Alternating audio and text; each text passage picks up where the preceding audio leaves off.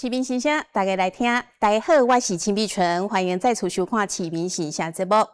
讲到丹纳斯洪台呢，相信咱台南的乡亲也个印象深刻，因为自古早以来，从来都无遐尼侪厝顶被吹走，遐尼侪树仔倒去，无电通好用，无电视通好看，甚至连通讯拢有出问题。